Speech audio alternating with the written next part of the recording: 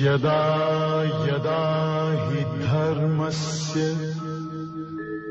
ग्लानिर्भवति भारत अभ्युत्थानम् अधर्मस्य तदात्मानं सृजाम्यहम् परित्राणाय साधूनां विनाशाय च दुष्कृताम् धर्म संस्थापनार्थाय संभवामि युगे युगे।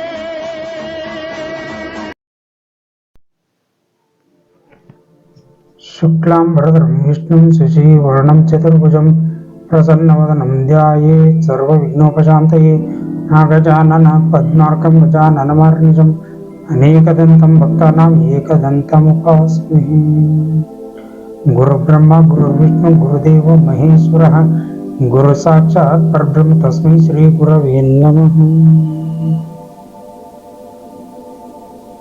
ಸ್ಪಂದನ ವಾಹಿನಿಯ ಸಮಸ್ತ ವೀಕ್ಷಕರಿಗೆ ಗಣೇಶ್ ಕುಂಡೇರ್ ಮಾಡುವ ಶಿರಸಾಷ್ಟಾಂಗ ನಮಸ್ಕಾರಗಳು. ವೀಕ್ಷಕರೇ, 26ನೇ ದಿನದ ಪಾರಾಯಣ ಕಾರ್ಯಕ್ರಮದಲ್ಲಿ ಭಾಗವಹಿಸೋಣ. ಇಲ್ಲಿವರೆಗೂ ಜರತ್ಕಾರು ಅಂದರೆ ಯಾರು, ಜರತ್ಕಾರು ಮಹರ್ಷಿ ಯಾರು, ಜಾತ್ಕಾರು ಅಂದರೆ ಜರತ್ಕಾರು ಮಹರ್ಷಿ ಜರತ್ಕಾರು ಅಂತಕ್ಕಂಥ ಹೆಣ್ಣನ್ನೇ ಮದುವೆಯಾಗುವುದಕ್ಕೆ ಹೋಗ್ತಾನೆ. ಅದು ಯಾವ ರೀತಿ, ಏನು ಅದು ಏನಾಗುತ್ತೆ, ಸರ್ಪಗಳಿಂದ ಯಾವ ರೀತಿ ಆಲೋಚನೆ, ಮುಂದಿನ ಆಲೋಚನೆ ಏನು ಮಾಡ್ಬೇಕು ಅಂತೇಳಿ ಸರ್ಪಗಳು ಏನು ನಿರ್ಧಾರ ತಗೊಳ್ತವೆ ಅದನ್ನೆಲ್ಲ ನೋಡಿದ್ವಿ. ಮತ್ತು ಮುಂದೆ ಏನು ಹೇಳ್ತಾ ಹೋಗ್ತಾರೆ ಅಂದರೆ, ಇಲ್ಲಿ ಸೌತಿ ಮುನಿಗಳು ಎಲ್ಲ ಹೇಳ್ತಾ ಹೋಗ್ತಾರೆ. ಜರತ್ಕಾರು ಅಂತಕ್ಕಂಥ ಆ ಹೆಸರಿನ ಹಿಂದೆ ಇರ್ತಕ್ಕಂಥ ಗೂಢಾರ್ಥವನ್ನು ಹೇಳಿದರು. ಜರ ಅಂತಂದರೆ ಕ್ಷಯವನ್ನು ಹೊಂದತಕ್ಕಂಥದ್ದು, ಕಾರು ಅಂತಂದರೆ ಸ್ಥೂಲವಾಗಿರ್ತಕ್ಕಂಥದ್ದು, ಅಂದರೆ ಸ್ಥೂಲವಾಗಿರ್ತಕ್ಕಂಥ ಕಾಯವನ್ನು ಕ್ಷೀಣಿಸಿದ್ದಕ್ಕೆ ಜರತ್ಕಾರು ಅಂತೇಳಿ ಆ ಮಹರ್ಷಿಗೆ ಹೆಸರು ಬಂತು ಅಂತ ಹೇಳ್ಬಿಟ್ಟು ಇಲ್ಲಿ ಶೌನಕರು ಹೇಳ್ತಾ ಹೋಗ್ತಾರೆ. ಆ ಶೌನಕರ ಮಾತನ್ನು ಕೇಳಿ ಸೌತಿ ಮುನಿಗಳು ಪುರಾಣ ಶಾಸ್ತ್ರಾನುಸಾರವಾಗಿ ಕಥೆಯನ್ನ ಮುಂದುವರಿಸಿ ಹೇಳತೊಡಗುತ್ತಾರೆ. ಶೌನಕರೇ, ನಾನು ಈ ಹಿಂದೆ ಹೇಳಿದಂತೆ ತನ್ನ ತಂಗಿಯನ್ನ ಮಹರ್ಷಿಗೆ ಕೊಟ್ಟು ಮದುವೆ ಮಾಡುವ ಸಲುವಾಗಿ ವಾಸುಕಿಯು ತನ್ನ ಅನುಯಾಯಿಗಳನ್ನ ಎಲ್ಲ ಕಡೆಗೂ ಕಳುಹಿಸಿಕೊಟ್ಟಿದ್ದ. ಒಂದು ವೇಳೆ ಋಷಿಯು ಎಲ್ಲಿರುವನೆಂಬ ವಿಷಯವು ತಿಳಿದರೂ ಅವನು ಇಚ್ಛಿಸುವವರೆಗೂ ಅವನಿಗೆ ಹೆಣ್ಣು ಕೊಟ್ಟು ಮದುವೆ ಮಾಡುವಂತೆ ಇರಲಿಲ್ಲ. ಅವನು ಇಚ್ಛೆ ಪಡದೆ ಹೊರತಾಗಿ ಅವನಿಗೆ ಮದುವೆ ಮಾಡ್ಕೋ ಅಂತೇಳಿ ಪ್ರಸ್ತಾಪನೆ ಮಾಡೋಂಗಿಲ್ಲ, ಮದುವೆ ಮಾಡೋಕ್ಕಾಗೋದೂ ಇಲ್ಲ. ಬಹಳ ಕಾಲದವರೆಗೂ ಜರತ್ಕಾರು ಮಹರ್ಷಿಗೆ ಮದುವೆಯಾಗುವ ಆಲೋಚನೆಯೇ ಬಂದಿರಲಿಲ್ಲ. ಜರತ್ಕಾರು ಮಹರ್ಷಿಗೆ ನಾನು ಈ ರೀತಿಯಾಗಿ ಮದುವೆ ಆಗ್ಬೇಕಂತಕ್ಕಂಥ ಆಲೋಚನೆಯೇ ಬಂದಿರಲ್ಲ. ಅವರು ಕಠೋರವಾಗಿರ್ತಕ್ಕಂಥ ವ್ರತನಿಷ್ಠರಾಗಿ ಮಹರ್ಷಿಗೆ ಮದುವೆಯೇ ಬೇಡವಾಗಿತ್ತು. ಅಂತಹ ಕಠೋರವಾದಂತಹ ವ್ರತನಿಷ್ಠೆಗಳಿಂದ ಕಾಲ ಕಳೀತಾ ಇದ್ದಂಥ ಆ ಮಹರ್ಷಿಗೆ ಮದುವೆ ಅಂತಕ್ಕಂಥದ್ದು ಬೇಡವಾಗಿತ್ತು. ಅವನು ಊರ್ಧ್ವರೇತಸ್ಕನಾದ ಬ್ರಹ್ಮಚಾರಿಯಾಗಿದ್ದನು. ಇಲ್ಲಿ ಎಂಥ ಒಳ್ಳೆ ಮಾತು ಹೇಳ್ತಿದ್ರು ನೋಡ್ರಿ. ಊರ್ಧ್ವರೇತಸ್ಕರು ಅಂತಂದ್ರೆ ಇದು ಸಾಮಾನ್ಯವಾದಂಥ ವಿಚಾರ ಅಲ್ಲ. ಇದು ಬಹಳ ಜನಕ್ಕೆ ಗೊತ್ತಿಲ್ಲ. ರೇತಸ್ಕ, ಊರ್ಧ್ವರೇತಸ್ಕ ಅಂದ್ರೆ ಇಳಿಮುಖ ಅಲ್ಲ, ಊರ್ಧ್ವಮುಖವಾಗಿತ್ತು. ರೇತಸ್ಸು ಅಂತಕ್ಕಂಥದ್ದು ಇಳಿಮುಖವಾಗಿರ್ತಿರ್ಲಿಲ್ಲ. ಅವರು ಮಾಡ್ತಕ್ಕಂಥ ಕಠೋರ ವ್ರತ ನಿಷ್ಠೆಗಳಿಂದ ಊರ್ಧ್ವವಾಗಿ ರೇತ ಸರಿತಾ ಇತ್ತು, ಅಂದ್ರೆ ಕೆಳಗಿಳಿತಾ ಇರಲಿಲ್ಲ. ಅಂತಹ ಶಕ್ತಿ ಪಡೀತಕ್ಕಂಥದ್ದು ಅಂದ್ರೆ ಇದು ಸಾಮಾನ್ಯವಾಗಿರ್ತಕ್ಕಂಥದ್ದಲ್ಲ, ಬಹಳ ಕಠೋರವಾಗಿರ್ತಕ್ಕಂಥದ್ದು. ಬಹಳ ಸಾಧನೆಯನ್ನ ಮಾಡಿದಾಗ ಮಾತ್ರ ಇಂತಹ ಒಂದು ಅವಸ್ಥೆ ಅವರಿಗೆ ಒದಗಿ ಬರೋದಕ್ಕೆ ಸಾಧ್ಯ. ವೇದಾಧ್ಯಯನವನ್ನು ಮಾಡುತ್ತಿದ್ದನು, ಅವನಿಗೆ ಯಾವ ವಿಧವಾದ ಭಯವೂ ಕೂಡ ಇರಲಿಲ್ಲ. ಜರತ್ಕಾರು ಮಹರ್ಷಿಗೆ ಯಾವುದೇ ರೀತಿಯ ಭಯ ಅಂತಕ್ಕಂಥದ್ದು ಇರಲಿಲ್ಲ. ಸಂತುಷ್ಟವಾದ ಅಂತರಂಗವುಳ್ಳವನಾಗಿದ್ದನು. ಮನಸ್ಸು ಯಾವಾಗಲೂ ಆನಂದದಿಂದ ಕೂಡಿರ್ತಿತ್ತು. ಯಾವಾಗಲೂ ವ್ರತ ಆಚರಣೆ, ಪೂಜೆ ಪುನಸ್ಕಾರಗಳು, ಆಮೇಲೆ ಮತ್ತೆ ಸದಾ ಪರಮಾತ್ಮನ ನಾಮಸ್ಮರಣೆಗೆ ತೊಡಗಿ ವೇದಾಧ್ಯಯನಗಳನ್ನು ತಿಳ್ಕೊಂಡಿರ್ತಕ್ಕಂಥ ಆ ಮಹರ್ಷಿಗೆ ಯಾವಾಗಲೂ ಕೂಡ ಆನಂದವಾಗಿರ್ತಕ್ಕಂಥ ಮನಸ್ಸು, ಕಲ್ಮಶ ಅಂತಕ್ಕಂಥದ್ದೇ ಇರಲಿಲ್ಲ. ಸರ್ವದಾ ತೀರ್ಥಯಾತ್ರಾ ಪುಣ್ಯಕ್ಷೇತ್ರ ದರ್ಶನಗಳಲ್ಲಿ ಆಸಕ್ತನಾಗಿರ್ತಿದ್ದನು. ಯಾವಾಗಲೂ ಒಂದು ಸ್ಥಳದಿಂದ ಇನ್ನೊಂದು ಪುಣ್ಯ ಸ್ಥಳಕ್ಕೆ ಹೋಗೋದು, ಬೇರೆ ಸ್ಥಳಕ್ಕೆ ಹೋಗ್ತಾ ಇರಲಿಲ್ಲ. ತೀರ್ಥಯಾತ್ರೆಗಳು ಮತ್ತು ಪುಣ್ಯ ಕ್ಷೇತ್ರಗಳಿಗೆ ಮಾತ್ರ ದರ್ಶನವನ್ನು ಕೊಡ್ತಾ ಇದ್ರು. ಹಾಗೆ ಮುಂದೆ ಹೋಗ್ತಾ ನಾನಿನ್ನು ಬ್ರಹ್ಮಚಾರಿಯೇ ಇದ್ದೇನೆ, ಅನುರೂಪಳಾದ ಕನ್ಯೆಯನ್ನು ಮದುವೆಯಾಗಿಯೇ ಸ್ವರ್ಗಸ್ಥನಾಗಬೇಕು ಎಂಬ ಮನಸ್ಸು ಅವನಿಗೆ ಯಾವಾಗಲೂ ಉಂಟಾಗಲೇ ಇಲ್ಲ. ಆ ಜರತ್ಕಾರು ಮಹರ್ಷಿಗೆ ಯಾವಾಗಲೂ ನಾನು ಮದುವೆ ಆಗಿಬಿಟ್ಟು ನಾನು ಸ್ವರ್ಗಸ್ಥನಾಗಬೇಕು ಅಂತಕ್ಕಂಥದ್ದು, ಅಂದರೆ ನಾನು ಸಾಯೋದಕ್ಕಿಂತ ಮುಂಚೆ ನಾನು ಕೂಡ ಮದುವೆ ಆಗಬೇಕು ಅಂತಕ್ಕಂಥ ಆಸೆ ಅವನ ಮನಸ್ಸಿನಲ್ಲಿ ಬರಲೇ ಇಲ್ಲ, ಯಾವಾಗಲೂ ಬರಲೇ ಇಲ್ಲ.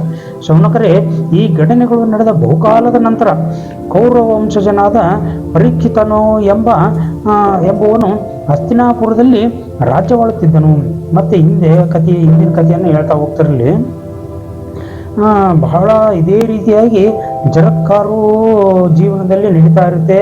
ಆ ಸರ್ಪಗಳು ಇವನು ಯಾವಾಗ ಮದುವೆ ಅಪೇಕ್ಷೆಯನ್ನ ಪಡ್ತಾನೋ, ಯಾವಾಗ ತನ್ನ ಇಚ್ಛೆಯನ್ನ ಮದುವೆ ಆಗ್ಬೇಕು ಅಂತಕ್ಕಂಥ ಇಚ್ಛೆಯನ್ನು ಯಾವಾಗ ಇವನು ವ್ಯಕ್ತಪಡಿಸ್ತಾನೋ ಅಲ್ಲಿವರೆಗೂ ನಾವು ಏನು ಹೇಳಕ್ ಬರಲ್ಲ ಅಂತೇಳಿ ಅವನು ಹಿಂಬಾಲಿಸ್ತಾ ಅವನನ್ನ ಸೂಕ್ಷ್ಮವಾಗಿ ನೋಡ್ತಾನೇ ಇರ್ತಾರೆ. ನೋಡ್ತಾನೆ ಕಾಲ ಕಳೀತಾ ಇರ್ತಾರೆ. ಇವನು ಸುಮ್ಮನೆ ತಪಸ್ಸು ಆಚರಣೆ, ನಾನು ಆ ತೀರ್ಥಕ್ಷೇತ್ರಕ್ಕೆ ಹೋದೆ, ಈ ತೀರ್ಥಕ್ಷೇತ್ರಕ್ಕೆ ಹೋದೆ ಅಂತ ಹೇಳ್ಬಿಟ್ಟು ಸುಮ್ಮನೆ ಮನಸ್ಸಿನಲ್ಲಿ ಆನಂದದಿಂದ ಭಗವಂತನ ನಾಮಸ್ಮರಣೆ ಮಾಡ್ತಾ ಸುಮ್ಮನೆ ಸಂಚಾರಿಯಾಗಿ ತಿರುಗ್ತಾ ಇರ್ತಾನೆ. ಯಾರು? ಜಗತ್ಕಾರು. ಅದೇ ರೀತಿಯಾಗಿ ಬಹಳ ಕಾಲಗಳು ಗತಿಸಿ ಹೋಗ್ಬಿಡ್ತವೆ. ಆ ರೀತಿಯಾಗಿ ಗತಿಸಿ ಹೋದ ಸ್ವಲ್ಪ ದಿನಗಳ ನಂತರ ಏನಾಗುತ್ತೆ, ಮುಂದಿನ ಕಥೆಯನ್ನು ಹೇಳ್ತಾ ಹೋಗ್ತಾರೆ. ಇಲ್ಲಿ ಹಸ್ತಿನಾಪುರ ಅಂತಕ್ಕಂಥ ಒಂದು ದೇಶದಲ್ಲಿ ರಾಜ್ಯವನ್ನು ಆಳ್ತಾ ಇರತಕ್ಕಂಥ ಪರೀಕ್ಷಿತ, ಅಂದರೆ ಇವನು ಅಭಿಮನ್ಯುವಿನ ಮಗ. ಈ ಪರೀಕ್ಷಿತ ಮಹಾರಾಜ ಅವನೇನು ಮಾಡ್ತಾನೆ, ಹಸ್ತಿನಾಪುರ ಅಂತಕ್ಕಂಥ ಒಂದು ದೇಶವನ್ನ ಆಳ್ತಾ ಇರ್ತಾನೆ. ಪ್ರಾಪಿತಾಮಹನಾದ ಪಾಂಡುವಿನಂತೆ ಮಹಾಬಾಹುವಾದ ಪರೀಕ್ಷಿತನು ಯುದ್ಧದಲ್ಲಿ ಅಪ್ರತಿಮನಾಗಿಯೂ ಮತ್ತು ಬೇಟೆಯಾಡುವುದರಲ್ಲಿ ಹೆಚ್ಚಿನ ಆಸಕ್ತಿಯನ್ನು ಉಳ್ಳವನೂ ಇದ್ದನು. ಇವನು ಪ್ರಾಪಿತಾಮಹನಾಗಿರ್ತಕ್ಕಂಥ ಪಾಂಡು, ಅಂದರೆ ಪಾಂಡುವಿನ ಪುತ್ರ ಇವನು. ಅವನು ಧರ್ಮರಾಯ ಮತ್ತು ಪಾಂಡವರು ಯಾವ ರೀತಿಯಾಗಿ ಜೀವನವನ್ನು ಮಾಡ್ತಿದ್ರು, ಯಾವ ರೀತಿಯಾಗಿ ಶೂರರಾಗಿದ್ರು, ಅದೇ ರೀತಿಯಾಗಿ ಇವನು ಕೂಡ ಶೂರನಾಗಿದ್ದ. ಆಮೇಲೆ ಅವ್ರು ಹೇಗೆ ಬೇಟೆಯನ್ನು ಆಡ್ತಾ ಜೀವನ ಮಾಡ್ತಿದ್ರು, ಆ ಬೇಟೆ ಅಂತಂದ್ರೆ ಅವ್ರು ಹೆಂಗೆ ಇಷ್ಟಪಡ್ತಿದ್ರು ಅದೇ ರೀತಿಯಾಗಿ ಇವನು ಕೂಡ ಬೇಟೆಯಾಡುವುದರಲ್ಲಿ ಬಹಳ ಇಷ್ಟ ಇತ್ತು. ಇವನಿಗೂ ಕೂಡ ಬಹಳ ಆಸಕ್ತಿ ಇತ್ತು. ಜಿಂಕೆಗಳನ್ನು, ಕಾಡು ಹಂದುಗಳನ್ನು, ಕಾಡು ಮೃಗಗಳನ್ನು ಇನ್ನೂ ತರತರಹದ ಕಾಡು ಮೃಗಗಳನ್ನು ಬೇಟೆಯಾಡುತ್ತಾ ಕಾಡಿನಲ್ಲಿ ತಿರುಗುವುದೇ ಅವನ ಸ್ವಾಭಾವಿಕವಾದ ಗುಣವಾಗಿದ್ದಿತ್ತು. ಅವಾಗ ಏನು ಮಾಡ್ತಾ ಇದ್ರು ಅಂತಂದರೆ, ರಾಜ ಮಹಾರಾಜರು ಕಾಲದಲ್ಲಿ ಕಾಡು ಭಾಳ ಹೆಚ್ಚಾಗಿತ್ತು. ನಗರ ಗ್ರಾಮ ಪ್ರದೇಶಗಳು ಅಂದರೆ ಜನವಸತಿ ಪ್ರದೇಶಗಳು ಭಾಳ ಕಡಿಮೆ ಇದ್ವು. ಈಗ ಎಲ್ಲಿ ನೋಡಿದ್ರು ಜನವಸತಿ ಪ್ರದೇಶಗಳೇ ಹೆಚ್ಚಾಗಿರೋದು, ಕಾಡು ಭಾಳ ಕಡಿಮೆ ಆಗ್ಬಿಟ್ಟಿದೆ. ಆದರೆ ಆವಾಗ ಆ ಥರ ಇರಲಿಲ್ಲ. ಜನವಸತಿ ಪ್ರದೇಶಗಳೇ ಕಡಿಮೆ ಇತ್ತು, ಕಾಡು ಅತಿ ಹೆಚ್ಚಾಗಿತ್ತು. ಆಗ ಏನಾಗ್ತಾ ಇತ್ತು, ಆ ಕಾಡು ಪ್ರಾಣಿಗಳು ಮೃಗಗಳು ಎಲ್ಲ ಬಂದು ಈ ಜನಗಳಿಗೆ ಹಿಂಸೆಯನ್ನು ಮಾಡ್ತಾ ಇದ್ರು. ಜನಗಳಿಗೆ ಯಾವಾಗ ಹಿಂಸೆಯನ್ನು ಮಾಡ್ತಾ ಇದ್ವು ಆ ಸಮಯದಲ್ಲಿ ರಾಜನಾಗಿರ್ತಕ್ಕಂಥವನು ಬೇಟೆಯಾಡತಕ್ಕಂಥ ನೆಪವನ್ನು ಇಟ್ಕೊಂಡು ಕಾಡುಗಳಲ್ಲಿ ಹಿಂಸೆಯನ್ನು ಕೊಡ್ತಕ್ಕಂಥ ಕಾಡು ಮೃಗಗಳನ್ನು ಸಂಹಾರ, ಅಂದರೆ ಅವನ್ನ ಸಾಯಿಸ್ತಾ ಹೋಗೋದು, ಬೇಟೆಯಾಡ್ತಾ ಹೋಗೋದು. ಅದು 1 ವಾರ, 1 ತಿಂಗಳು, 2 ತಿಂಗಳು, 3 ತಿಂಗಳು ಹಿಂಗೆ ಕಾಡಿನಲ್ಲಿ ವಾಸ ಮಾಡಿ ಇಟ್ಕೊಂಡು ಅಲ್ಲಿ ಕಾಡಿನಲ್ಲಿ ವಾಸ ಮಾಡ್ತಕ್ಕಂಥ ಕಾಡು ಮೃಗಗಳನ್ನು ಬೇಟೆಯಾಡ್ತಕ್ಕಂಥದ್ದು ಒಂದು ಹವ್ಯಾಸವಾಗಿ ರಾಜರುಗಳಲ್ಲಿ ಬೆಳ್ತಾ ಬರ್ತಾ ಇತ್ತು. ಅದು ವಂಶದಿಂದ ವಂಶಕ್ಕೆ, ಒಬ್ಬರಿಂದ ಒಬ್ಬರಿಗೆ ತಲೆಮಾರುಗಳಿಂದ ಅದು ನಡ್ಕೊಂಡು ಬಂದಿತ್ತು. ಅದು ಆ ರೀತಿಯಾಗಿ ಬೇಟೆಯಾಡ್ತಾ ಇರ್ತಕ್ಕಂಥದ್ದು ಇದು ಸ್ವಾಭಾವಿಕವಾದ ಆಗಿರ್ತಕ್ಕಂಥ ಗುಣ ಆಗಿತ್ತು. ಯಾಕೆಂತಂದ್ರೆ ಇಲ್ಲಿ ಕಾಡು ಮೃಗಗಳ ಹಾವಳಿ ಜನಗಳ ಮೇಲೆ ಆಗಬಾರ್ದು, ಜನಗಳಿಗೆ ಹಿಂಸೆ ಆಗಬಾರ್ದು. ಜನಗಳಿಗೆ ಈಗ ಕಾಡಿನಲ್ಲೂ ಕೂಡ ವಾಸ ಮಾಡ್ತಿರ್ತಾರೆ, ಋಷಿಮಾನಿ ಮಹಾಮುನಿಗಳು ವಾಸ ಮಾಡ್ತಿರ್ತಾರೆ. ಅವರಿಗೂ ಕೂಡ ಯಜ್ಞ ಯಾಗಗಳನ್ನು ಮಾಡ್ತಕ್ಕಂಥ ಒಳ್ಳೆ ಕೆಲಸ ಕಾರ್ಯಗಳಿಗಾಗಲಿ ಯಾವುದೇ ವಿಘ್ನ ಉಂಟಾಗಬಾರ್ದು, ಎಲ್ಲವೂ ಸುಸೂತ್ರವಾಗಿ ನಡಿಬೇಕಾಗಿತ್ತು. ಅದಕ್ಕೆ ಯಾವುದೇ ಅಡೆತಡೆಗಳು ಉಂಟಾಗಬಾರ್ದು. ಅದಕ್ಕೆ ಏನು ಮಾಡ್ತಿದ್ರು ಇವರು ರಾಜರು ಕಾಡಿನಲ್ಲಿ ಬಂದು ವಾಸ್ತವ್ಯವನ್ನು ಹೂಡಿ ಅಲ್ಲಿ ಸುತ್ತಮುತ್ತ ಇರತಕ್ಕಂಥ ಕಾಡು ಮೃಗಗಳನ್ನು ಬೇಟೆಯಾಡಿ ಸಂಹಾರ ಮಾಡ್ತಾ ಇದ್ರು. ಆವಾಗ ಇವರು ನೆಮ್ಮದಿಯಿಂದ ಪೂಜೆ ಪುನಸ್ಕಾರ ವ್ರತಾದಿಗಳನ್ನು ಮಹಾಮುನಿಗಳೆಲ್ಲ ಯಜ್ಞ ಯಾಗಾದಿಗಳನ್ನು ತಮ್ಮ ವ್ರತಾಚರಣೆಗಳನ್ನು ಮಾಡ್ತಾ ಹೋಗ್ತಾ ಇದ್ರು. ಅಂದರೆ ನಿಶ್ಚಿಂತೆಯಿಂದ ಕಾಡು ಊರುಗಳನ್ನು ಇದು ಮಾಡಿ ಇವರಿಗೆ ನಿಶ್ಚಿಂತೆಯಿಂದ ವ್ರತಾಚರಣೆ ಪೂಜೆ ಪುನಸ್ಕಾರವನ್ನು ಮಾಡುವುದಕ್ಕೆ ಅವಕಾಶವನ್ನು ಮಹಾರಾಜರು ಒದಗಿಸಿಕೊಡ್ತಾ ಇದ್ರು. ಆ ರೀತಿಯಾಗಿ ಈ ಪರೀಕ್ಷಿತ ಮಹಾರಾಜನು ಕೂಡ ಇವನು ಅವಾಗ ಭೇಟಿ ಕೊಡೋದು, ಕಾಡಿಗೆ ಹೋಗೋದು, ಭೇಟಿ ಕೊಟ್ಟು ಅಲ್ಲಿರ್ತಕ್ಕಂಥ ಕಾಡು ಮೃಗಗಳನ್ನೆಲ್ಲ ಬೇಟೆಯಾಡೋದು ಅವನಿಗೆ ಒಂದು ರೀತಿಯಾದ ಹವ್ಯಾಸ ಆಗಿಬಿಟ್ಟಿತ್ತು.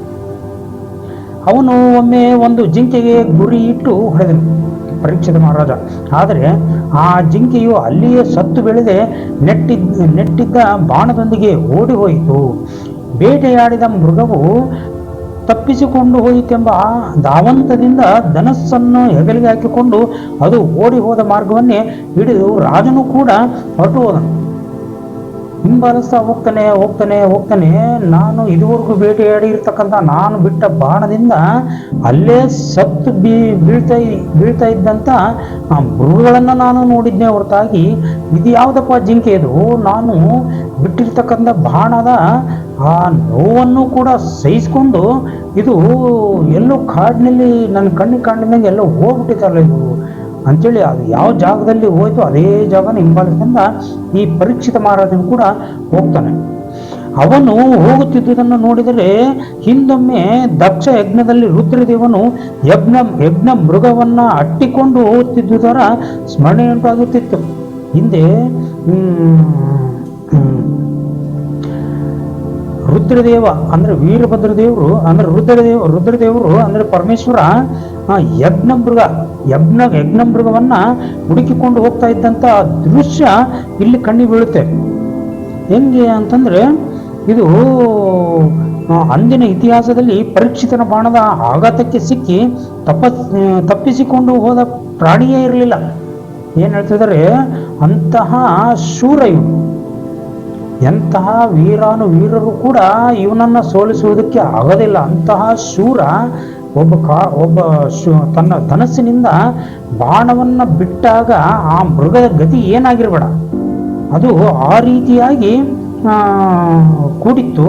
ಅಂತ ಪ್ರಾಣಿ ಅಲ್ಲೇ ಸತ್ತು ಬೀಳ್ದೇನೆ ತಪ್ಪಿಸ್ಕೊಂಡು ಹೋಗಿರ್ತಕ್ಕಂಥ ಮಾತೇ ಇರಲಿಲ್ಲ. ಪರೀಕ್ಷಿತನು ತನ್ನ ಜೀವಮಾನ ಕಾಲದಲ್ಲಿ ಭೇಟಿಯಾಡಿದ ಸಾವಿರಾರು ಮೃಗಗಳು ಕೂಡ ಅವನು ಬಾಣಗಳ ಶಬ್ದ ಮಾಡುತ್ತಾ ಬರುತ್ತಿದ್ದಂತೆಯೇ ಪ್ರಾಣವನ್ನ ತೊರೆಯುತ್ತಿದ್ದವು. ಅಯ್ಯೋ ಇಲ್ಲಿ ಏನೋ ಬಂದ್ಬಿಡ್ತು ಅಂತೇಳಿ ಅವಾಗೇ ಅಲ್ಲಿ ಹೃದಯಾಘಾತ ಆಗಿ ಅಲ್ಲಿ ಏನೋ ಬಂತು ಅಂತೇಳಿ ಇನ್ನೇನು ನಾವು ಸತ್ಯಪ್ಪ ಅಂತೇಳಿ ಇನ್ನು ಬಾಣ ತಾಗೋಕ್ಕಿಂತ ಮುಂಚೆನೇ ಪ್ರಾಣ ಬಿಡ್ತಿದ್ವಂತೆ ಪ್ರಾಣಿಗಳು, ಸಾವಿರಾರು ಪ್ರಾಣಿಗಳು. ಅಂತಹ ಸಂದರ್ಭ ಇದ್ದಂಥ ಸಮಯದಲ್ಲಿ ಅಂತಹ ಶಕ್ತಿಯನ್ನು ಹೊಂದಿರತಕ್ಕಂಥ ಆ ಪರೀಕ್ಷಿತ ಮಹಾರಾಜನ ಕೈಯಿಂದ ಬಾಣವನ್ನ ಬಿಟ್ಟರು ಕೂಡ, ಆದರೆ ಅಂದು ಮಾತ್ರ ಆ ಮೃಗವು ಬಾಣದ ಪೆಟ್ಟು ಬಿದ್ದರೂ ಪರೀಕ್ಷಿತನನ್ನ ಸ್ವರ್ಗಕ್ಕೆ ಒಯ್ಯುತ್ತಿದೆಯೋ ಎಂಬಂತೆ. ಹೆಂಗೆ ಅಂತಂದ್ರೆ ಅದು ಪರೀಕ್ಷಿತ ಮಹಾರಾಜ ಬಾಣವನ್ನು ಬಿಟ್ಟರೂ ಕೂಡ ಅವನಿಗೆ ಪರೀಕ್ಷಿತ ಮಹಾರಾಜನ್ನ ಸ್ವರ್ಗಕ್ಕೆ ಕರ್ಕೊಂಡು ಹೋಗ್ತೈತೇನೋ ಅನ್ನೋ ರೀತಿಯಾಗಿ ಅದು ತಪ್ಪಿಸಿಂದ ಅಲ್ಲಿ ಇಲ್ಲಿ ಆ ಕಡೆ ಈ ಕಡೆಗೆ ಸಂಧಿ ಮುಂದೆ ಹುಡ್ಕೊಂಡು ಹೋಗಕ್ಕೆ ಹತ್ಬಿಡತ್ತೆ ಕಾಡಿನಿಗೆ. ಅದು ಹೆಂಗಪ್ಪ ಅಂತಂದ್ರೆ ಅದು ಸ್ವರ್ಗಕ್ಕೆ ಕರ್ಕೊಂಡು ಹೋಗ್ತೈತೇನಪ್ಪ ಪರೀಕ್ಷಿತ ಮಹಾರಾಜನ ಅನ್ನೋ ಥರ. ಅಂದರೆ ಇದು ಏನು ಹೇಳ್ತಾರೆ ಇಲ್ಲಿ, ಇವನು ಪರೀಕ್ಷಿತ ಮಹಾರಾಜನಿಗೆ ಮುಂದೆ ಮರಣ ಸಂಭವಿಸ್ತಕ್ಕಂಥ ಅವಕಾಶ ಸನ್ನಿಹಿತವಾಗಿದೆ ಅಂತ, ಅವನು ಸಾಯುವ ಸಮಯ ಹತ್ತಿರ ಬಂದಂತಾಯಿತು ಅಂತಕ್ಕಂಥ ಒಂದು ಸೂಚನೆ ಅಂತ ಹೇಳ್ಬಿಟ್ಟು ಇದು ಜಿಂಕೆ ತೋರಿಸ್ತಾ ಇದೆ ಸೂಚನೆಯನ್ನ. ಮುಂದೆ ನಿನಗೆ ಸಾವು ಕಾದಿದೆ ಅಂತೇಳಿ ಮುನ್ಸೂಚನೆಯನ್ನು ಕೊಡ್ತಾ ಇದೆ. ಆ ರೀತಿಯಾಗಿ ಇಲ್ಲಿ ಭಾಸವಾಗ್ತಾ ಇದೆ. ಆದರೆ ಅವನಿಗೆ ಪರೀಕ್ಷಿತ ಮಹಾರಾಜನಿಗೆ ಅದು ಯಾವ ಪರಿವೇನೇ ಇಲ್ಲ. ಓಡೋಡುತ್ತಾ ರಾಜನನ್ನ ಬಹಳ ದೂರದವರೆಗೂ ಸೆಳೆದೊಯ್ದು ಅದೃಶ್ಯವಾಗಿ ಹೋಯ್ತು. ಏನ್ ಮಾಡ್ತಪ್ಪ, ಕೊನೆಗೆ ಓಡ್ತಾ ಹಂಗ ಅಷ್ಟೊಂದು ಪೆಟ್ಟು ಬಿದ್ದೈತಿ, ರಕ್ತ ಸುರಿತೈತಿ, ಬಾಣ ನೆಟ್ಟೈತಿ. ಆದ್ರೂ ಕೂಡ ಪರೀಕ್ಷಿತ ಮಹಾರಾಜನ ಕೈ ಸಿಗ್ತಾ ಇಲ್ಲ. ಓಡೋಡು ಹೋಗ್ತಾ ಇತ್ತು ತಪಸ್ಸೆಂದು. ಇವನು ಅದನ್ನೇ ಬೆನ್ನತ್ತಿಂದ ಹೋಗ್ತಾ ಇದ್ದಾನೆ. ಅದು ಕೈ ಸಿಗ್ತಾ ಇಲ್ಲ. ಕೊನೆಗೆ ಏನಾಗತಿ, ಅದು ಎಲ್ಲೋ ಒಂದತ್ರ ಹೋಗಿ ಮಾಯ ಆಗ್ಬಿಡ್ತೈತಿ, ಇವ್ನ ಕಣ್ಣಿಗೆ ಕಾಣದೇ ಇಲ್ಲ. ಆವಾಗ ಜಿಂಕೆಯನ್ನು ಅಟ್ಟಿಸಿಕೊಂಡು ಹೋದ ಆಯಾಸದಿಂದ ಆ ರಾಜನು ಬಹಳವಾಗಿ ಬಳಲಿದ್ದನು. ಕೊನೆಗೆ ಏನಾಯಿತು, ಅವನಿಗೆ ಆ ಜಿಂಕೆಯನ್ನು ಓಡಿಸಿಕೊಂಡು ಓಡಿ ಬೆವರಿಳಿದು ಸುಸ್ತಾಗಿ, ಭಯಂಕರ ಸುಸ್ತಾಗಿ, ಆಯಾಸ ಆಗಿ, ಬಾಯಾರಿಕೆಯಿಂದ ನಾಲಿಗೆ ಒಣಗಿ ಹೋಗಿ ಆ ಸ್ಥಿತಿಯಲ್ಲಿ ಅವನು ಶಮೀಕ ಎಂಬತಕ್ಕಂಥ ಒಬ್ಬ ಮಹರ್ಷಿಯ ಆಶ್ರಮದ ಬಳಿಗೆ ಬರ್ತಾನೆ.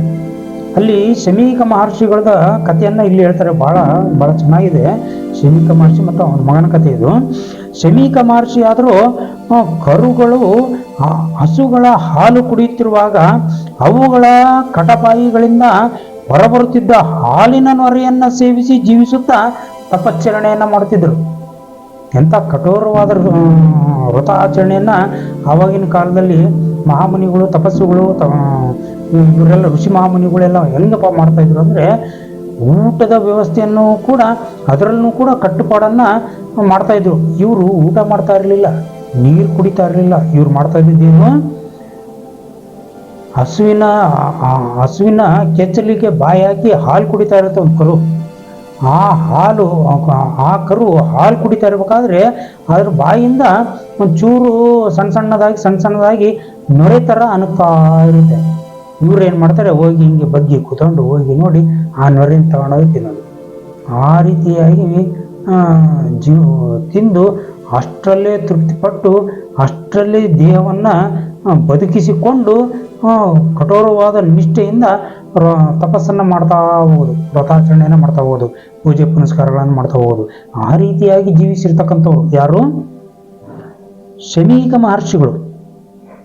ಈ ರೀತಿಯಾಗಿ ಶಮೀಕ ಮಹರ್ಷಿಗಳು ವ್ರತವನ್ನು ಕಠೋರವಾಗಿರ್ತಕ್ಕಂಥ ವ್ರತವನ್ನು ಆಚರಣೆ ಮಾಡ್ತಾ ಇದ್ದಾಗ ರಾಜನು ಬಂದ ವೇಳೆಯಲ್ಲಿ ಶಮೀಕ ಮಹರ್ಷಿಯು ಪದ್ಮಾಸನದಲ್ಲಿ ಕುಳಿತಿದ್ದರು. ಅವರು ಪದ್ಮಾಸನವನ್ನು ಹಾಕ್ಕೊಂಡು ಕುಳಿತಿರ್ತಾರೆ.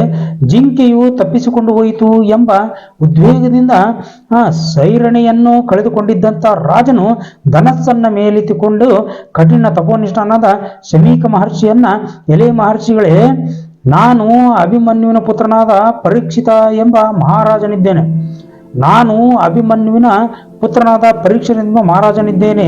ನಾನು ಬಾಣದಿಂದ ಪ್ರಹರಿಸಿದ ಜಿಂಕೆಯೊಂದು ತಪ್ಪಿಸಿಕೊಂಡು ಹೊರಟು ಹೋಗಿರುವುದರಿಂದ ನೀನೇನಾದರೂ ಆ ಮೃಗವನ್ನು ನೋಡಿದ್ದೀಯಾ ಎಂದು ಹೇಳಿದನು.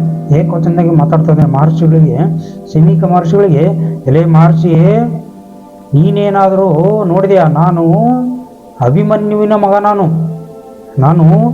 ಅಭಿಮನ್ಯುವಿನ ಮಗ ಪರೀಕ್ಷಿತ ಅಂತಕ್ಕಂಥ ಹೆಸರುಳ್ಳ ಮಹಾರಾಜ ನಾನಿದ್ದೀನಿ. ನೀನೇನಾದರೂ ನಾನು ಬಿಟ್ಟ ಬಾಣದಿಂದ ಒಂದು ಜಿಂಕೆ ಓಡಿ ಬಂತು, ಅದನ್ನೇನಾದರೂ ನೀನು ನೋಡಿದ್ಯಾ ಅಂತೇಳಿ ಇಲ್ಲಿ ಶಮೀಕ ಮಹರ್ಷಿಗಳಿಗೆ ಕೇಳ್ತಾನೆ ಇವನು. ಯಾರು? ಪರೀಕ್ಷಿತ ಮಹಾರಾಜ. ಶಮೀಕ ಮಹರ್ಷಿಯು ಅಂದು ಮೌನ ವ್ರತದಲ್ಲಿ ಇದ್ದ ಕಾರಣ ರಾಜನಿಗೆ ಯಾವ ಉತ್ತರವನ್ನು ಕೊಡಲಿಲ್ಲ. ಅವ್ರೇನು ಮಾಡ್ತಾರೆ, ಆ ದಿನ ಮೌನ ವ್ರತಾಚರಣೆಯಲ್ಲಿ ತೊಡಗಿರ್ತಾರೆ. ಅವ್ರು ಯಾರೇ ಏನೇ ಮಾತಾಡ್ಸಿದ್ರು ಕೂಡ ಮಾತಾಡೋ ಪರಿಸ್ಥಿತಿಯಲ್ಲಿ ಇರಲಿಲ್ಲ. ಹಾಗಾಗಿ ಅವ್ರು ಯಾವ ಉತ್ತರನೂ ಕೊಡಕ್ಕೆ ಹೋಗಲಿಲ್ಲ. ರಾಜನಿಗೆ ಬಹಳವಾಗಿ ಕೋಪವೂ ಉಂಟಾಯಿತು. ಪರೀಕ್ಷಿತ ಮಹಾರಾಜನಿಗೆ ಸಿಟ್ಟು ಬಂದ್ಬಿಡ್ತದೆ. ಒಂದೇ ಸರಿಗೆ ಸಿಟ್ಟು ಬಂದು ಹತ್ತಿರದಲ್ಲಿಯೇ ಇದ್ದ ಒಂದು ಸತ್ತ ಹಾವೊಂದನ್ನು ತನ್ನ ಧನಸ್ಸು, ಅಂದರೆ ತನ್ನ ಬಿಲ್ಲು ಏನಿರ್ತದೋ ಆ ಧನಸ್ಸಿಗೆ ತುದಿಯಿಂದ ಹಿಂಗೆ ಎತ್ತಿ ಆ ಮೌನಾಚರಣೆಯನ್ನು ಮಾಡ್ಕೊಂಡು ಪದ್ಮಾಸನದಲ್ಲಿ ಕುಂತಿರ್ತಕ್ಕಂಥ ಆ ಶಮೀಕ ಮಹರ್ಷಿಗಳ ಮೇಲೆ ಹಿಂಗೆ ಬಿಸಾಕ್ಬಿಡ್ತಾನೆ. ಯಾವಾಗ ಆ ಸತ್ತಿರೋ ಸರ್ಪ ಬಿಸಾಕ್ತಾನೋ ಆ ಸರ್ಪ ಅವರಿಗೆ ಕೊರಳಿಗೆ ಒಂಥರ ಈಗ ಹಾರ ಹಾಕ್ದಂಗೆ ಕೊರಳಿಗೆ ಸುತ್ತ ಬಂದು ಸತ್ತ ಹಾವು ಬಿದ್ದು ಬಿಡೋದು. ಕುಚಿತವಾದ ಆ ಅಕಾರ್ಯವು ಶಮೀಕ ಮಹರ್ಷಿಯ ಮೇಲೆ ಯಾವ ವಿಧವಾದ ಪರಿಣಾಮವನ್ನು ಉಂಟು ಮಾಡಲಿಲ್ಲ.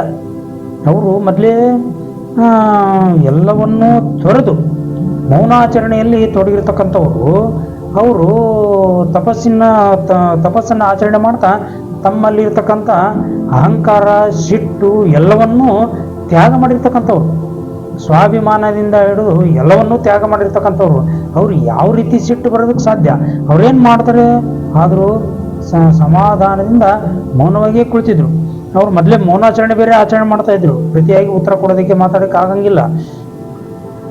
ಕುತ್ತಿಗೆಯಲ್ಲಿ ಸತ್ತ ಹಾವನ್ನು ತೆಗೆದು ಹಾಕುವ ಶ್ರಮವನ್ನು ತೆಗೆದುಕೊಳ್ಳದೆ ಯಥಾಪೂರ್ವವಾಗಿ ಶಮೀಕ ಮಹರ್ಷಿಗಳು ಕುಳಿತಿದ್ರು. ಅವ್ರು ಏನು ಮಾಡಿದ್ರು, ಯಾವ ರೀತಿಯಾಗಿ ಕುಳಿತಿದ್ರಪ್ಪ ಅಂತಂದರೆ, ಏನು ನಡೆದೇ ಇಲ್ಲೇನೋ, ಏನು ಹಾಗೆ ಇಲ್ವೇನೋ ಅನ್ನೋ ಥರ ಸತ್ತು ಬಿದ್ದಿರೋ ಹಾವನ್ನು ತೆಗೀತಕ್ಕಂಥ ಭಾವನೆಯೂ ಕೂಡ ಅವರಲ್ಲಿಲ್ಲ. ಹಾಗೆ ಸುಮ್ಮನೆ ಕೂತ್ಬಿಟ್ಟಾರೆ, ಅವನ್ನೇ ನೋಡ್ಕೊಂತ ಸುಮ್ಮನೆ ಕೂತ್ಬಿಟ್ಟಾರೆ. ಅವ್ರು ಏನು ಮಾತಾಡ್ಕೋ ಆಗ್ತಾ ಇರಲಿಲ್ಲ. ಆಮೇಲೆ ರಾಜನನ್ನು ಉದ್ದೇಶಿಸಿ ಶುಭವಾದ ಅಥವಾ ಅಶುಭವಾದ ಮಾತುಗಳನ್ನಾದರೂ ಆಡಲಿಲ್ಲ ಅವರು. ಮಹರ್ಷಿಯು ಆ ವಿಧವಾದ ಪ್ರತಿಕ್ರಿಯೆಯನ್ನು ಕಂಡು, ಮಹರ್ಷಿಯ ಪ್ರತಿಕ್ರಿಯೆಯನ್ನು ನೋಡಿ ರಾಜ ಬಹಳ ಕೋಪವಂತನಾಗಿ ತಾನು ಮಾಡಿದ ಕುಚಿತ ಕಾರ್ಯಕ್ಕಾಗಿ ಪಶ್ಚಾತ್ತಾಪ ಪಡುತ್ತಾ ರಾಜಧಾನಿಗೆ ಹಿಂದಿರುದನು. ಅವರು ನಾನು ಏನು ಮಾಡಿದ್ರು ಕೂಡ ನಾನು ಅಷ್ಟೊಂದು ಕೋಪದಿಂದ ನಾನು ಅವರಿಗೆ ಸರ್ಪವನ್ನು ತೆಗೆದು ತಪಸ್ಸು ಆಚರಣೆ ಮಾಡ್ತಾ ಇರ್ತಕ್ಕಂಥ ಋಷಿ ಮಾಮೂಲಿಗೆ ಈ ರೀತಿಯಾಗಿ ಮಾಡಿದೆ. ಅವರು ಯಾವ ಪ್ರತ್ಯುತ್ತರನೂ ಕೊಡ್ತಾ ಇಲ್ಲ, ಬೈತಾನೂ ಇಲ್ಲ, ಹೊಗಳ್ತಾನೂ ಇಲ್ಲ, ಏನು ಹೇಳ್ತಾನೂ ಇಲ್ಲ, ಸುಮ್ಮನೆ ಇದ್ದಾರೆ. ಎಂಥ ಕೆಲಸ ಮಾಡ್ಬಿಟ್ನಲ್ಲ ನಾನು ಅಂತೇಳಿ ಪರೀಕ್ಷಿತ ಮಹಾರಾಜನಿಗೆ ಆವಾಗ ಮನವರಿಕೆ ಆಗ್ತೈತಿ. ಅಯ್ಯೋ, ನಾನು ಇಂಥ ಅಚಾತುರ್ಯವನ್ನು ನಾನು ಮಾಡ್ತಾ ಇದ್ದೀನಿ, ನನ್ನಿಂದ ಎಂಥ ಘೋರ ತಪ್ಪು ನಡೆದೋಗ್ಬಿಟ್ಟಲ್ಲ ಅಂಥೇಳಿ ಅವನೇನು ಮಾಡ್ತಾನೆ, ಅದೇ ಚಿಂತೆ ಒಳಗೆ ಮನಸ್ಸನ್ನು ಅವನಿಗೆ ಕಲ್ಮಶ ಮಾಡಿಕೊಂಡು ಎಂಥ ತಪ್ಪು ಮಾಡಿಬಿಟ್ನಲ್ಲ ನಾನು ಅಂತೇಳಿ ಬೇಜಾರಾಗಿ ಅವನ ಅರಮನೆಗೆ ಅಲ್ಲಿದ್ದ ಹಂಗೆ ವಾಪಸ್ ಹೋಗ್ಬಿಡ್ತಾನೆ. ಪರೀಕ್ಷಿತನು ಶಮೀಕ ಮಹರ್ಷಿಯ ವಿಷಯದಲ್ಲಿ ಅಕಾರ್ಯ ಮಾಡಿದನಾದರೂ ರಾಜನು ಸ್ವಧರ್ಮ ನಿರತನೆಂದು ಪ್ರಸಿದ್ಧನಾಗಿದ್ದನು.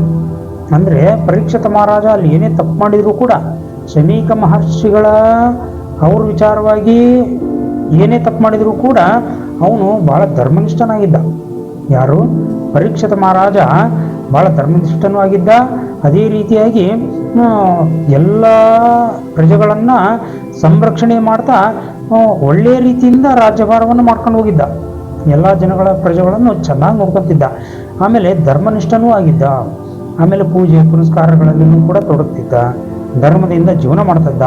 ಆ ಕಾರಣದಿಂದಲೇ ಕ್ಷಮಾಶೀಲನಾದ ಮಹಾಮುನಿಯಾದ ಶಮೀಕ ಮಹರ್ಷಿಗಳು ಅವಮಾನಿತನಾದರೂ ಕೂಡ ಈ ರಾಜನಿಗೆ ಯಾವ ವಿಧವಾದ ಶಾಪವನ್ನು ಕೊಡಲು ಮನಸ್ಸು ಮಾಡಲಿಲ್ಲ.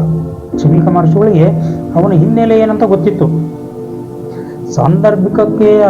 ಸಂದರ್ಭಕ್ಕೆ ಅನುಗುಣವಾಗಿ ಅವನು ಈ ಕ್ಷಣದಲ್ಲಿ ಮಾತ್ರ ಏನೋ ಒಂದು ಅಚಾತುರ್ಯವನ್ನು ಮಾಡಿರ್ಬೋದು, ಆದರೆ ಅವನಿಗೆ ಯಾವುದೇ ರೀತಿಯಾದ ತೊಂದರೆ ಕೊಡಬೇಕು ಅನ್ನೋ ಉದ್ದೇಶ ಅವನಿಗಿಲ್ಲ. ಯಾಕೆಂದ್ರೆ ಅವನು ಧರ್ಮನಿಷ್ಠನಾಗಿದ್ದಾನೆ, ಅವನು ಎಂಥವನು ಅಂತೇಳಿ ಶಮೀಕ ಮಹರ್ಷಿಗಳಿಗೆ ಗೊತ್ತಿತ್ತು. ಹಾಗಾಗಿ ಅವರು ಯಾವುದೇ ರೀತಿಯಾದ ಶಾಪವನ್ನು ಕೊಡೋದಕ್ಕೆ ಹೋಗಲಿಲ್ಲ, ಮನಸ್ಸು ಕೂಡ ಮಾಡಲಿಲ್ಲ. ಶಮೀಕನು ಧರ್ಮಪರಾಯಣನೆಂಬ ಮತ್ತು ಕಠಿಣ ವ್ರತನಿಷ್ಠನೆಂಬ ವಿಷಯವು ರಾಜಶಾರ್ದೂಲನಾದ ಪರೀಕ್ಷಿತನಿಗೆ ತಿಳಿದಿರಲಿಲ್ಲವಾದುದರಿಂದ ಯಕಶ್ಚಿತ್ ಮನುಷ್ಯನೆಂದು ಭಾವಿಸಿ ಶಮೀಕನಿಗೆ ಅವಮಾನವನ್ನು ಮಾಡಿದ್ದನು. ಇಲ್ಲಿ ಪರೀಕ್ಷಿತ ಮಹಾರಾಜನಿಗೆ ಏನಪ್ಪ ಆಗಿತ್ತು ಅಂದರೆ, ಅವರು ಒಬ್ಬ ನಿರತರಾಗಿರ್ತಕ್ಕಂಥ ತಪಶ್ಚರಣೆಯಲ್ಲಿ ನಿರತರಾಗಿರ್ತಕ್ಕಂಥ ಒಬ್ಬ ಮಹರ್ಷಿಗಳಿದ್ದಾರೆ, ಮಹಾನ್ ತಪಸ್ವಿಗಳಿದ್ದಾರೆ. ಅವ್ರ ಶಕ್ತಿ ಏನು, ಆ ಶಮೀಕ ಮಹರ್ಷಿಗಳ ಅವರ ಒಂದು ಇದು ಏನು, ಅವ್ರ ಶಕ್ತಿ ಏನಪ್ಪ ಅಂತಂದೇಳಿ ಗೊತ್ತಿಲ್ಲದೇನೆ ಅವರೊಬ್ಬ ಸಾಮಾನ್ಯ ಜೀವಿ, ಸಾಮಾನ್ಯ ಮನುಷ್ಯರು ಎಲ್ಲ ಕಾಡಿನಲ್ಲಿ ಏನೋ ಬಂದಿದ್ದಾರೆ. ವಯಸ್ಸಾದ ಮೇಲೆ ಆವಾಗಿನ ಕಾಲದಲ್ಲಿ ಕಾಡಿಗೆ ಹೋಗಿ ವಾಸ ಮಾಡಿ ಜೀವನದ ಅಂತ್ಯವನ್ನು ಕಾಣ್ತಕ್ಕಂಥ ಸಾಮಾನ್ಯವಾಗಿರ್ತಕ್ಕಂಥ ಒಂದು ಆಚಾರಗಳಿದ್ವು. ಈಗ ಊರಿನಲ್ಲಿ ಸಂಸಾರದಲ್ಲಿ ಅವರಿಗೆ ಬೇಜಾರಾಯ್ತಪ್ಪ ಅಂದ್ರೆ ಮಕ್ಕಳಿಗೆ ಎಲ್ಲವನ್ನು ಇದ್ದದ್ದು ಎಲ್ಲದನ್ನು ಮಕ್ಕಳಿಗೆ ಕೊಟ್ಟು ನಾವು ಇನ್ನು ಕಾಡಿಗೆ ಹೋಗ್ತೀವಪ್ಪ, ಇನ್ನು ಮುಗೀತು ನಮ್ಮದು, ನಾವು ಹೋಗಿ ಇನ್ನು ಪರಮಾತ್ಮ ನಾಮಸ್ಮರಣೆ ಮಾಡ್ತಾ ನಾವು ದೇಹವನ್ನು ಅಂತ್ಯ ಕಾಣ್ತೀವಿ ನಾವು ಅಂತೇಳಿ ಕಾಡಿಗೆ ಹೋಗಿ ಕುಟೀರವನ್ನು ಕಟ್ಕೊಂಡು ಜೀವನ ಮಾಡ್ತಕ್ಕಂಥ ಒಂದು ಹವ್ಯಾಸ ಇತ್ತು ಆವಾಗಿನ ಕಾಲದಲ್ಲಿ ಜನಗಳಿಗೆ. ವೃದ್ಧಾಪ್ಯ ಅಂತಾರೆ. ಆಮೇಲೆ ಅದಕ್ಕೆ ಏನೋ ಒಂದು ಇದು ಹೇಳ್ತಾರೆ, ಸಂದರ್ಭ ನೆನಪು ಬಂದಾಗ ಹೇಳ್ತೀನಿ. ಹಾಗೆ ವೃದ್ಧಾಪ್ಯದಲ್ಲಿ ವನವಾಸವನ್ನು ಮಾಡ್ತಾ ಇವರು ಕಾಲ ಕಳೀತಾ ಅವರು ಕಾಡಿನಲ್ಲಿ ಈ ರೀತಿಯಾಗಿ ತಪೋನಿಷ್ಠೆಯನ್ನು ವ್ರತಾಚರಣೆಯನ್ನು ಮಾಡ್ತಾ ಅವರು ದೇಹವನ್ನು ತ್ಯಾಗ ಮಾಡುವುದು ಅಂತ್ಯಕಾಲದಲ್ಲಿ ಅವ್ರಿಗೆ ಅದೊಂದು ರೂಢಿಯಾಗಿತ್ತು. ಈ ರೀತಿಯಾಗಿರ್ತಕ್ಕಂಥ ಒಂದು ವಿಚಾರ ಯಾರ ಸಾಮಾನ್ಯ ಜೀವಿ ಇರ್ಬೋದು, ಸಾಮಾನ್ಯ ಮನುಷ್ಯರು ಅನ್ನೋ ಭಾವನೆ ಪರೀಕ್ಷಿತ ಮಹಾರಾಜನಿಗಿತ್ತೆ ಹೊರತಾಗಿ ಅವರು ಒಬ್ಬ ಕಠೋರ ವ್ರತ ಆಚರಣೆಯಲ್ಲಿ ತೊಡಗಿರತಕ್ಕಂಥ ಒಬ್ಬ ಮಹರ್ಷಿಗಳು ಅಂತಕ್ಕಂಥದ್ದು ಗೊತ್ತಿರಲಿಲ್ಲ. ಹಾಗಾಗಿ ಅವನು ಏನೋ ತಪ್ಪು ಮಾಡ್ಬಿಟ್ಟ ಅವನು. ಆಮೇಲೆ ಶಮೀಕನಿಗೆ ಶೃಂಗಿ ಅಂತಕ್ಕಂಥ ಒಬ್ಬ ಮಗ ಇದ್ದ. ಅವನು ಮಹಾ ತೇಜಸ್ವಿಯು ಮತ್ತು ಮಹಾ ತಪಸ್ವಿಯೂ ಆಗಿದ್ದನು. ತಂದೆಯಂತೆಯೇ ವ್ರತನಿಷ್ಠನೂ ಕೂಡ ಆಗಿದ್ದನು. ಆದರೆ ಮಹಾಕೋಪಿಷ್ಠನೂ ಆಗಿದ್ದನು. ಅವನ ಕೋಪವು ವಿಷ ಸದೃಶವಾಗಿತ್ತು. ಅವನನ್ನು ಪ್ರಸನ್ನಗೊಳಿಸುವುದು ತುಂಬ ಕಷ್ಟಕರವಾಗಿತ್ತು. ಅವನು ಕೋಪಿಷ್ಠನಾಗಿರ್ತಕ್ಕಂಥ ಒಬ್ಬ ಮಗ ಇದ್ದಿದ್ದರಿಂದ ಅವನು ಬಹಳ ಬಹಳ ಬೇಗನೆ ಕೋಪ ಅವನಿಗೆ ಆವರಿಸ್ಬಿಡ್ತಿತ್ತು. ಈ ರೀತಿಯಾಗಿರ್ತಕ್ಕಂಥ ಶೃಂಗಿಯು ಜಿತೇಂದ್ರಿಯನಾಗಿದ್ದುಕೊಂಡು ಶ್ರೇಷ್ಠವಾದ ಆಸನದಲ್ಲಿ ಕುಳಿತಿರುವ ಸರ್ವ ಪ್ರಾಣಿಗಳ ಹಿತದಲ್ಲಿಯೇ ಆಸಕ್ತನಾದ ಬ್ರಹ್ಮದೇವನ ಬಳಿಗೆ ಆಗಾಗ ಹೋಗಿ ಅವನ ಸೇವೆ ಮಾಡುತ್ತಿದ್ದನು. ನೋಡ್ರಿ, ಈ ಶೃಂಗಿ ಮಹರ್ಷಿಗೆ ಎಷ್ಟೊಂದು ಶಕ್ತಿ ಇತ್ತಪ್ಪ ಅಂತಂದ್ರೆ, ಸಾಕ್ಷಾತ್ ಬ್ರಹ್ಮದೇವನ ಹತ್ರನೇ ಹೋಗಿ ಬ್ರಹ್ಮದೇವನ ಸೇವೆಯನ್ನು ಮಾಡಿ ಭೂಲೋಕಕ್ಕೆ ವಾಪಸ್ ಬರ್ತಾ ಇದ್ದಂತೆ. ಶಮೀಕ ಮಹರ್ಷಿಯ ಮಗ ಶೃಂಗಿ ಇವನು ಎಂಥ ತಪಸ್ವಿ ಇರ್ಬೋದು, ಇನ್ನೆಂಥ ಸಾಧನೆಯನ್ನು ಮಾಡಿರ್ತಕ್ಕಂಥವ್ನು ಇರ್ಬೋದು. ಶಮೀಕ ಮಹರ್ಷಿಗಳು ಒಂದು ರೀತಿಯಾದ ಸಾಧನೆಯನ್ನು ಮಾಡಿದರೆ ಅವ್ರ ಮಗ ಇನ್ನೊಂದು ರೀತಿಯಾದ ಸಾಧನೆಯನ್ನು ಮಾಡಿದ್ದ.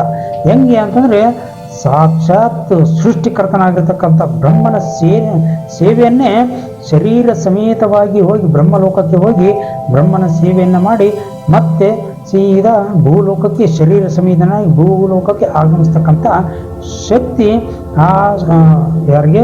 ಶೃಂಗಿ ಮುನಿಗಳಿಗಿತ್ತು. ಆಮೇಲೆ ಈ ರೀತಿಯಾಗಿರುವ ಆದರೆ ಆದಷ್ಟು ಬೇಗ ಕೋಪನೂ ಬಂದ್ಬಿಡ್ತಿತ್ತು ಅವರಿಗೆ. ಶೃಂಗಿ ಮಹರ್ಷಿಗಳು ಅಷ್ಟು ಶಕ್ತಿ ಇದ್ರೂ ಕೂಡ ಕೋಪ ಬಹಳ ಬೇಗ ಬರ್ತಾಯಿತ್ತು.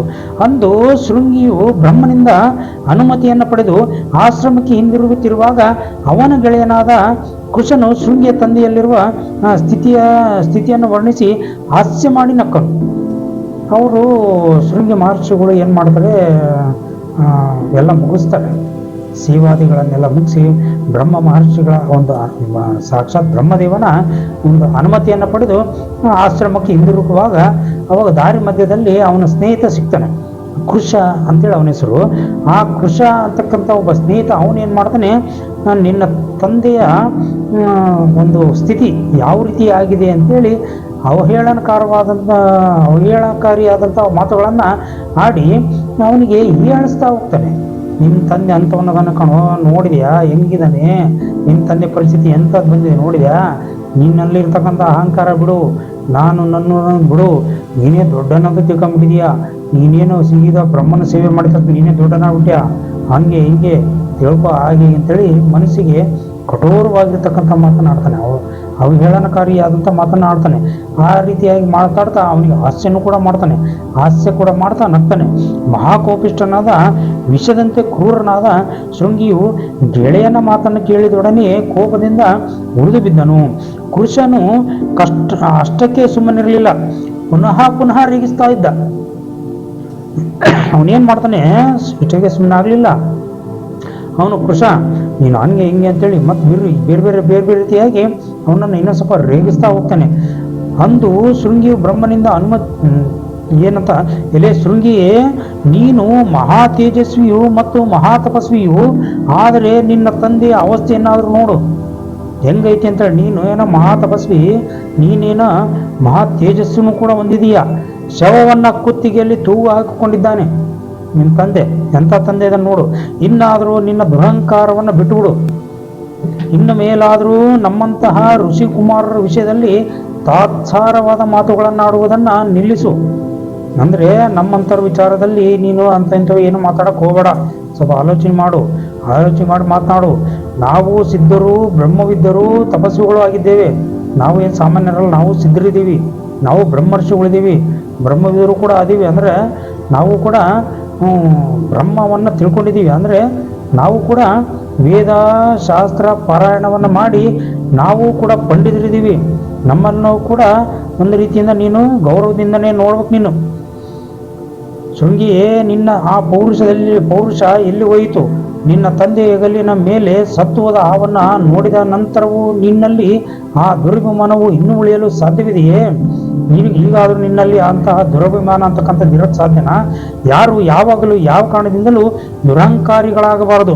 ಕ್ಷಮಾಮೂರ್ತಿಗಳಾದ ನಿಮ್ಮ ತಂದೆಗೆ ಹೀಗೆ ಆಗಬಾರ್ದಾಯಿತು. ನಿಮ್ಮ ತಂದೆ ಕ್ಷಮಾಮೂರ್ತಿಗಳು, ಪಾಪ ಸುಮ್ಮನೆ ಹೇಳ್ಬಾರ್ದು, ಅವರು ಅಂತ ಮಹಾತ್ಮರಿದ್ರು ಕೂಡ ಅವ್ರಿಗೆ ಈ ರೀತಿಯಾದ ಗತಿ ಬರಬಾರ್ದಾಯಿತು. ನಿಮ್ಮ ತಂದೆಗೆ ಆಗಿರುವ ಅಪಮಾನವು ನನ್ನ ತಂದೆಗೆ ಆಗಿದೆ ಎಂಬಷ್ಟು ದುಃಖವು ನನಗೆ ಉಂಟಾಗಿದೆ. ನಿಮ್ಮ ತಂದೆ ಆಗಿರ್ತಕ್ಕಂಥದ್ದು ನನ್ನ ತಂದೆಗೆ ಆಗೈತೇನೋ ಅನ್ನೋ ಭಾವನೆ ನನಗೆ ಉಂಟಾಗ್ತಿದೆ ಅಂತೇಳಿ ಏನೇನೋ ಮಾತಾಡಿ ಅವರಿಗೆ ಇನ್ನೊಂದು ಸ್ವಲ್ಪ ಶೃಂಗಿ ಮಹರ್ಷಿಗಳಿಗೆ ಇನ್ನೊಂದು ಸ್ವಲ್ಪ ಸಿಟ್ಟು ಬರೋ ಥರ ಮಾತಾಡ್ತಿದ್ದಾನೆ. ಅವಾಗ ಇವರು ಸೌತಿ ಮುನಿಗಳು ಮತ್ತೆ ಹೇಳ್ತಾರೆ, ಶೌನಕರೇ, ಮುಂದೆ ತಂದೆಯ ಕೊಳ್ಳಿನಲ್ಲಿ ಸತ್ತ ಹಾವಿದೆ ಎಂಬ ವಾರ್ತೆಯನ್ನ ಮಿತ್ರನಾದ ಕೃಷ್ಣನಿಂದ ಕೇಳಿ ಮಹಾ ತೇಜಸ್ವಿಯಾದ ಶೃಂಗಿಯು ಕೋಪದಿಂದ ಪರಿತಪಿಸಿದನು. ಆದರೆ ಕೃಷ್ಣನೊಡನೆ ಸಮಾಧಾನದಿಂದಲೇ ಮಾತನಾಡುತ್ತಾ ಹೇಳ್ತಾ ಹೋಗ್ತಾನೆ. ಅಂದ್ರೆ ಏನು ಹೇಳ್ತಾನೆ, ಅವ್ರಿಗೆ ಏನಪ್ಪಾ ಅಂತಂದ್ರೆ ಏನು ಮಾಡಬೇಕು ಅನ್ನೋದೇ ಗೊತ್ತಾಗಲ್ಲ. ಯಾಕಂದ್ರೆ ಇವನಿಗೆ ಮುಂಗೋಪ ಬೇರೆ, ಏನು ಮಾಡ್ಬೇಕನ್ನೋದು ಗೊತ್ತಾಗಲ್ಲ. ತಕ್ಷಣನೇ ಕೋಪ ಬಂದ್ಬಿಡುತ್ತೆ. ಅಂಥದ್ರಲ್ಲೂ ಶಾಂತ ಸ್ವರೂಪನಾಗಿರ್ತಕ್ಕಂಥ ಕಠೋರವಾದಂಥ ವ್ರತ ನಿಷ್ಠನಾಗಿರ್ತಕ್ಕಂಥ ತನ್ನ ತಂದೆಗೆ ಅವಹೇಳನ ಮಾಡಿರ್ತಕ್ಕಂಥ ಈ ರೀತಿಯಾದ ಒಂದು ವಿಚಾರವನ್ನು ಕೇಳಿ ಬಹಳ ಬೇಗನೆ ದುಃಖ ಆವರಿಸ್ಬಿಡುತ್ತೆ ಅವನಿಗೆ. ಜೊತೆಗೆ ಭಯಂಕರ ಸಿಟ್ಟು ಕೂಡ ಬಂದ್ಬಿಡುತ್ತೆ. ಹಾಗಾಗಿ ಅವನು ಮತ್ತೆ ಮುಂದೆ ಏನು ಮಾಡ್ತಾನೆ ಅನ್ನೋದನ್ನ ನಾವು ಮತ್ತೆ ಮುಂದಿನ ಭಾಗದಲ್ಲಿ ನೋಡೋಣ. ಜೈ ಮಂಗಲಂ, ಜೈ ನಮ ಪಾರ್ವತಿ ಪತಿಶ್ವರರ ಮಹಾದೇವ.